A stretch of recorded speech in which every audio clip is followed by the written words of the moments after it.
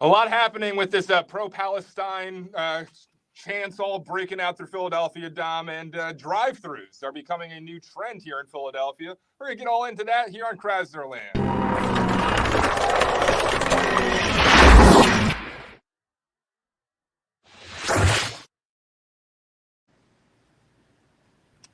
So, Dom, let's start things off where they should be. Let me switch to that first. A little technical difficulties to get us started today. I apologize for the delay. But, Dom, City Council broke out into chaos today. I have some videos of that. But this whole pro-Palestine thing is a very progressive situation, I feel. And I would venture to guess, I don't know if you agree with this, that those that would still defend Krasner are very much the same people that are out there with the pro-Palestine chants. Would you agree with that? Oh, absolutely. And Krasner is not going to, I haven't heard him say anything about this as far as the hatred. You know, usually we hear about hate crimes and all the rest, which I dismiss, just enforce the law. But some of these people, the things they said at one rally, particularly cheering on Hamas, some of the attacks that we're seeing, I thought Krasner would make the point, a couple of Jewish families, because they have Stand With Israel on their door and all, the glass smashed and all. You would think usually he's done this before with other groups. He'd be right in the front line saying, we're not going to allow this in Philadelphia. Hunt down this person. Can't have hate. Nothing from him. Nothing. Absolute silence. And we're seeing stuff like the UPenn campus. Dom, let's take a trip over to the UPenn campus, chanting crap like this, which is absolutely nuts.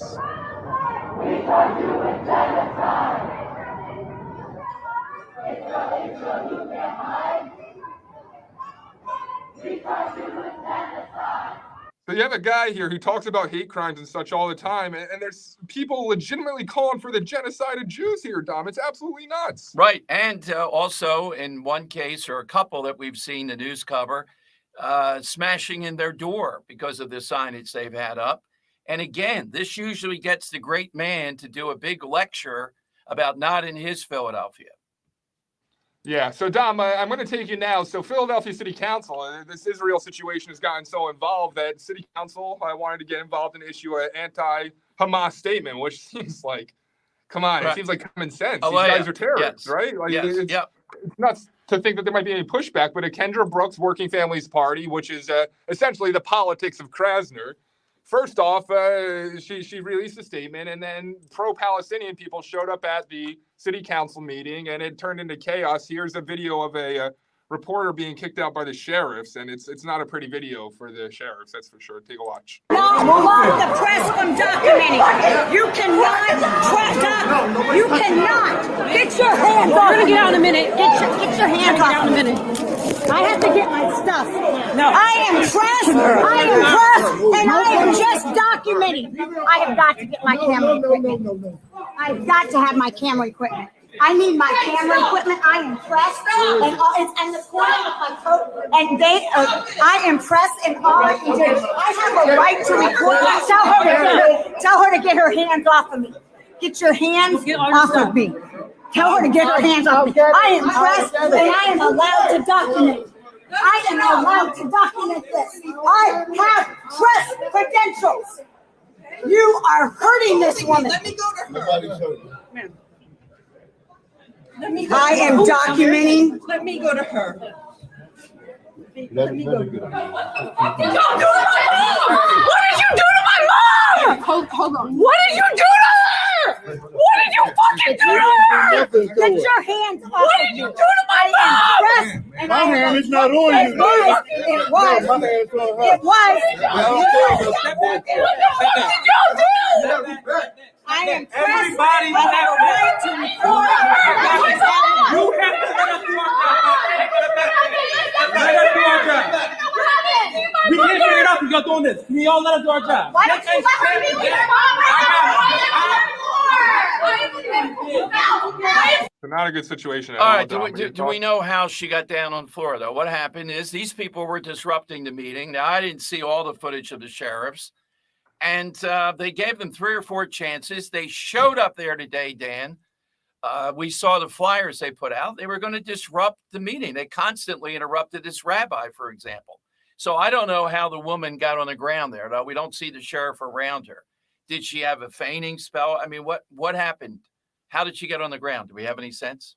No, we don't have any. I mean, that's sure to break as this story. It's already gone viral. It's already gone viral, and I'm sure more will break. But throughout the entire meeting, I was monitoring the entire thing. Pro-Palestinian protesters. Anytime a pro-Israeli person came on, even a rabbi, there was shouting down. There was just turmoil in the chambers. And well, this is what, in my sense, these activists plan to do. They're not going to let you speak. They're going to shout you down. And I don't know how the woman got into the scrum. I understand if those are the daughters, they're concerned about their mom. But what the heck happened here that they had to be taken out? What happened is they would not allow others to speak.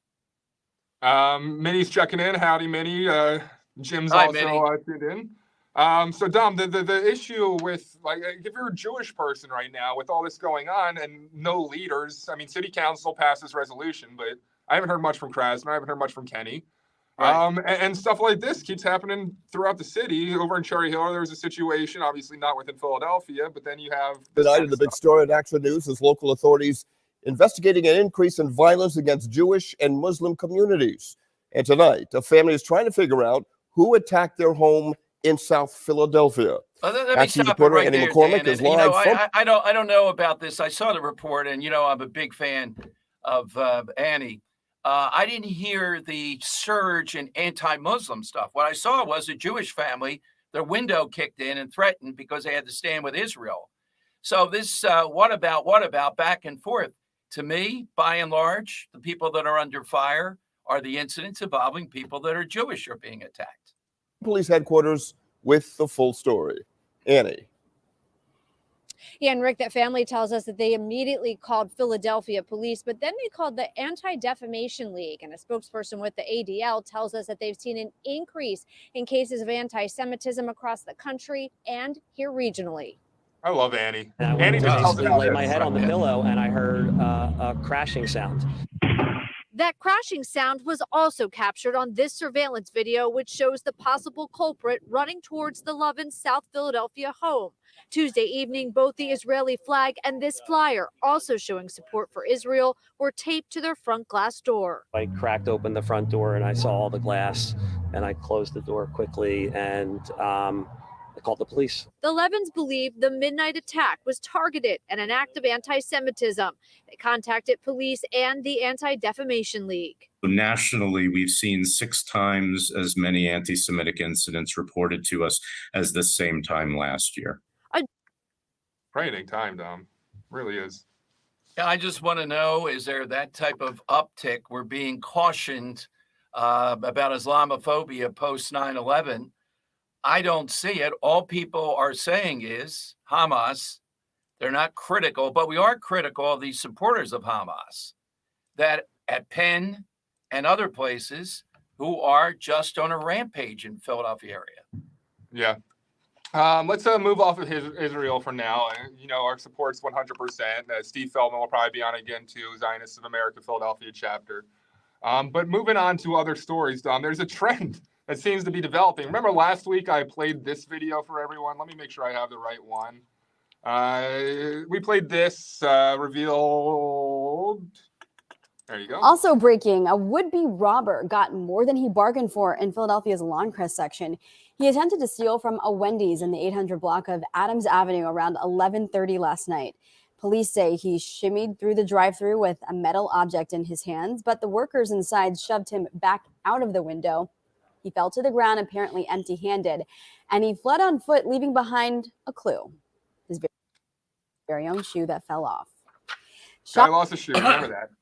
But it's if I'm working a drive-through window, I'm like, okay, that's just a one-off incident, right? No, I don't know if you can say that. Not in KRASNERLAND. Not in KRASNERLAND, that's for sure. This is now something that happened this week. Charges or criminals targeted a McDonald's in the Lawncrest section of the city. An employee told officers a man jumped through the drive-through window with a gun. The crime happened last night just after 11 o'clock at the Golden Arches along Adams Avenue. The employee, who was not very close, handed over the register that contained about $150 in cash. Investigators are searching for the entire register. Malibu. Police say 2 other men were inside that vehicle as well. Oh my God! A 15-year-old. And it's not just give me some fries while I'm here. That'll be the third one that comes. Yeah. Well, it's already incredibly hard for these companies to hire workers. Every time I go to a drive-through in the city particularly right now, 11 o'clock or midnight, right? Yeah. So as a drive-through worker, I had considered maybe not working there, but now as a customer too, Dom, I'm a little worried as what happens in these drive-through lines. We are following breaking news. A trip to a McDonald's in North Philadelphia ended with gunfire. It happened at the drive-through of the McDonald's on the 200 block of West Lehigh Avenue. Police say two men in separate vehicles got into an argument while waiting in line at around 3:45 this morning. One of the men in a black truck shot at a man in another vehicle, then took off. The victim made it to the hospital and is listed in stable condition. At this point, no arrests have been made. But you can't even order a Big Mac in KRASNERLAND anymore without the potential of violence. So disappointing, Dom. And then let's just round things out for the week.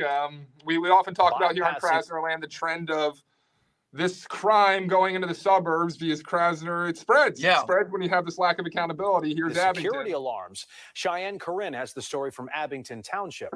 These burglaries happened in really quiet and close-knit neighborhoods. Now, one of the homeowners who was targeted said she felt too violated to go on camera, but we did speak to their neighbors. It's scary when you see something like that right in your neighborhood, right across the street with people that we care about that live in our neighborhood.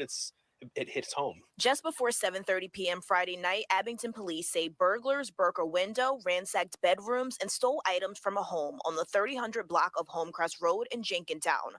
They also tried to break into another home right across the street. We just need to make sure that we're looking after each other in the neighborhood, and when people are out of town or if people are away, to make sure that we're looking after each other.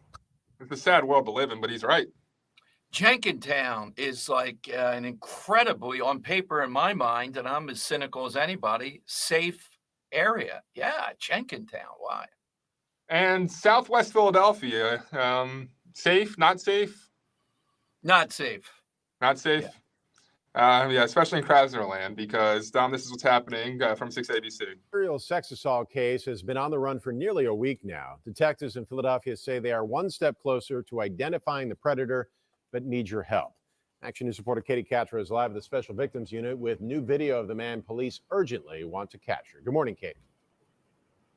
Good morning, Matt. That's exactly right. That's why police, they said that they were looking for a surveillance video. Now they have found it, and they want you to take a good look at this video. I want to show it to you because police are hoping that someone can identify the man seen here in this video. Police say the suspect is wanted for 2 gunpoint sex assaults last week in Southwest Philadelphia. Police say he is in his late 20s to early 30s. He's around 5'10" to 6 feet tall, with a thin build. He's armed with a handgun, seen here wearing dark gray sweatpants and a blue surgical mask for both assaults. Oh, so we're in a coronavirus is still a deal, Dom. Around 3 a.m. And Saturday he's on matching. I'm going to commit an assault. I need a blue napkin to put over my face. Yeah. Oh, it's miserable, man. But I'll be completely honest. I'll be completely transparent. I think the city, I think the city's improved under this new police commissioner. I think Stanford has done a good job. I feel the police presence. Right. We did have Sherelle Parker on today, but she seemed to indicate it could be somebody who used to be in the Philadelphia Police Department. Ooh. That might be the new commissioner. I think this guy would be fine. And if a commissioner, not an interim, I think he would be even better. It just shows the difference, and the difference Sherelle Parker or David O would make versus the absentee mayor, new sitcom, Jim Kenney. Jim Kenney's last day. We're going to have fun. The legacy of Jim Kenney. Are people really going to stand up there and send him off some kind of salute to Jim Kenney? Or will the media still be peppering him with stuff, Dan, as he goes off on that last meltdown conference? I hope there's a meltdown finally. I was looking for the clip of him saying he doesn't want to be mayor anymore. Oh my gosh, man. With what a joke he was. Yeah. Yeah. I want the check though. Give me the check. I can't find it quick enough. I wish I could though. Oh, here we go. Here we go. Let me see if I can pull it up. I'll be happy when I'm not here, when I'm not mayor, and I can enjoy some stuff. You're looking forward to not being mayor? Look at that face. I'm waiting for some man. I love his eyes right here. Oh yeah. He's like, duh. Look Look at the cops having to look straight ahead here and say, what the hell's going on here? I didn't sign up for this. Ready? Here we go. Yeah. Duh. Because you're even asking me this right now. Where's Wegmans? I want to get to Wegmans.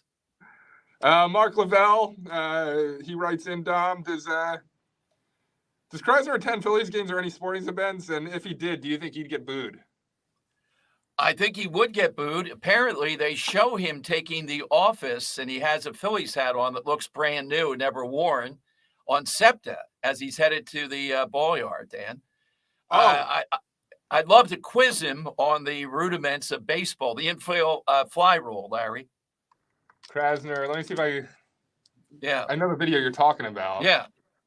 With his little SEPTA trip. Oh, Yeah, gosh, and he what talked a about good idea. SEPTA, how safe it is. Yeah. You try riding it by yourself, Larry, across North Philly at midnight. Let's do it 3 or 4 nights. Let's see Such what a great happens. video.